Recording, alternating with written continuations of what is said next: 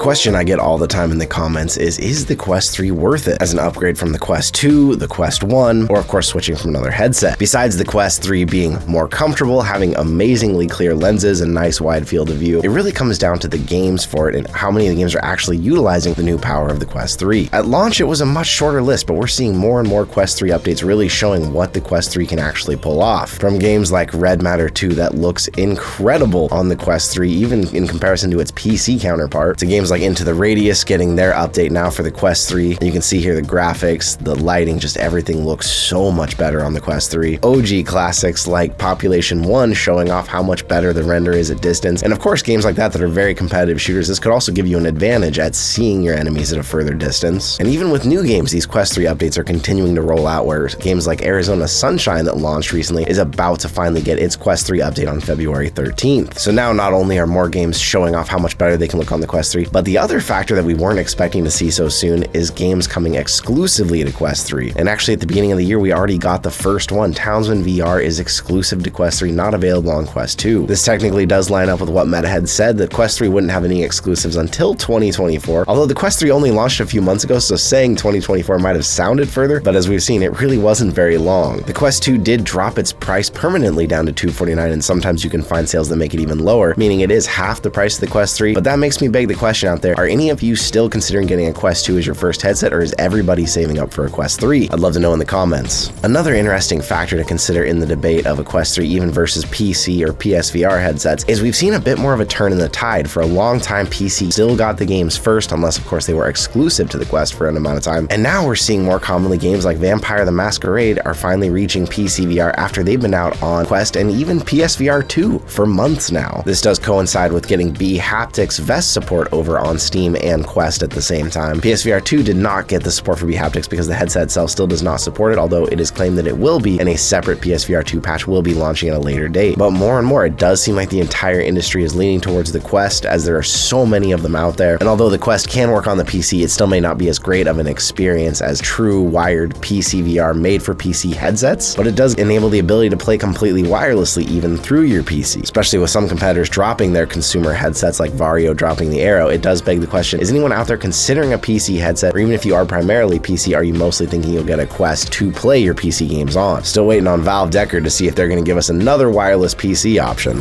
At least some games as they come out of beta are still launching side by side on Quest and Steam, and a big one that just finally happened this week, Ghosts of Tabor. Now, we talked about on the channel multiple times, technically it was on App Lab, it was in early access. This has now relaunched on Quest on the main Quest store and is also on Steam, a game that was wildly popular before that after already announcing they had reached over $10 million in revenue. If you somehow don't know, or you've been waiting around to see when you want to get Ghosts of Tabor, this is a PvP extraction-based shooter. You can go in with squads of up to 3 people. You're fighting other teams, NPCs, and you're trying to get the loot that you can and get out alive, because if you die, everything you had on you is left behind. The inspiration for the game was a game called Escape from Tarkov, a very popular PC shooter, not VR. The game is now officially out, and with that, it did get a little bit of a price pump up to $24.99. Although for those of you out there who are interested, I'll leave a link down in the comments and description that will save you a little bit, bring it back down to that $19.99 price, hopefully. Another game that's celebrating making it over to the official Meta store, we talked about a bit earlier this week in the other news, Dragon Fist VR Kung Fu has now not only dropped, but this means their new trailer that shows the new updated graphics is actually here. This is a hand-to-hand combat fighting game, unlike a lot of other games we've seen in VR where you're fighting with a little avatar still button mashing. This is using your actual hands to fight Kung Fu style moves against each other. The new graphical style does honestly look a lot better than I was expecting, and as someone who got to try this game in its early days, it's exciting to see it make it over to the official Meta store, especially as the game feels like it really deserves that, with about a 4.7 rating in reviews from all the people that had already tried it. There'll also be a link over to that game if you want to check that out too. Although the Quest may be seeing a lot of success against its competitors, that does not mean that it's not having some disappointing news, as Ubisoft recently developed Assassin's Creed Nexus VR. They were excited to launch this on the Quest platform with how many out there, but they have now announced that they're disappointed with the sales of Assassin's Creed Nexus VR and saying they're not going to increase their investment in VR at this time. They said the game is continuing to sell, but they really thought it would sell more, and due to that, they are not increasing their investments in VR at the moment because it needs to take off. This is interesting to hear that from Ubisoft, because I'm not sure what they were expecting, but if we look at Assassin's Creed Nexus VR on the Meta store, it does show that it has over 2,900 ratings. 4.2 rating is not the greatest of ratings, but that total number of ratings does mean that in the time it's been out, it has sold pretty decently. For comparison, a game that came out around the similar time, Asgard's Wrath 2, although that did come free with Quest 3, only has just over 3,000 10,000 ratings. Also at a lower rating of about a 4.2, but a higher price tag. If you look at an example of a game like Pistol Whip that is a well-beloved game owned by a lot of VR owners, it has about 10,000 ratings, which is a little over 3 times how many, and Pistol Whip has been out since 2019. So this begs the question to me, although the sales may have been disappointing to Ubisoft, especially because they work in the mainstream gaming industry where money is a lot higher, there's a lot more potential for sales across multiple platforms, is Assassin's Creed actually not a successful VR launch as far as sales go so far? If we had official numbers, we could dig into this further, but even just looking at that, I do feel like the game has sold pretty well. What do you think? If we want to confuse VR gamers even further, Assassin's Creed Nexus is completely unrelated to a game called Zenith, which is a VR MMO, which is rebranding to Zenith Nexus, no relation. But Zenith has recently announced that they are going to offer a free-to-play mode. That free-to-play mode will be using premium currency, so now there will be an option for people who don't want to pay the $30 for the game to actually play in a free-to-play section, and then they can ultimately